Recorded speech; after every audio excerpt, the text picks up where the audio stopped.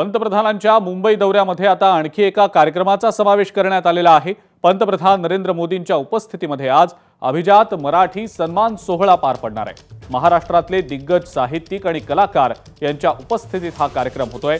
मराठी भाषेला अभिजात भाषेचा दर्जा मिळाल्याबद्दल सन्मान आणि कृतज्ञता व्यक्त करण्यासाठीचा हा सोहळा आहे। या सोहळ्याला पंतप्रधान नरेंद्र मोदी, मुख्यमंत्री एकनाथ शिंदे, उपमुख्यमंत्री देवेंद्र फडणवीस आणि अजित पवार यांची उपस्थिती असणार आहे। सोबतच मराठीतले नामवंत साहित्यिक, कलाकार या सोहळ्याला उपस्थित राहतील।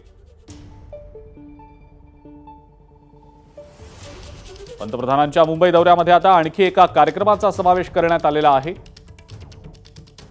मराठी भाषेला अभिजात दर्जा मिळाल्याचा हा सन्मान सोहळा आज पार पडतोय।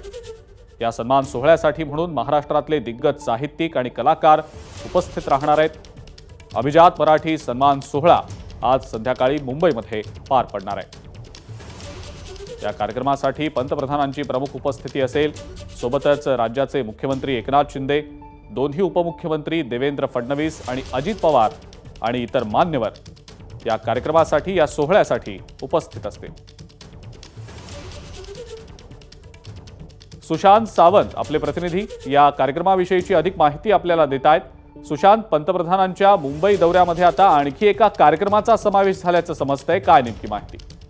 अगदी बरोबर आहे अजिंक्य। आपण जर बघितलं असेल तर केंद्र सरकारने मराठी भाषेला अभिजात भाषेचा दर्जा दिल्यानंतर राज्यभर सोहळा जो आहे तो साजरा केला जातो। आज पंतप्रधान नरेंद्र मोदी ठाणे दौऱ्यावर आहेत आणि या दरम्यान आपण जर बघितलं असेल तर मुंबईमध्ये बीकेसी येथे पंतप्रधान नरेंद्र मोदी यांच्या हस्ते अभिजात मराठी सन्मान जो सोहळा आहे तो साजरा केला जाणार आहे आणि यामध्ये महाराष्ट्रातील दिग्गज साहित्यिक, कलाकार यांची उपस्थिती जी आहे ती यावेळी असणार आहे।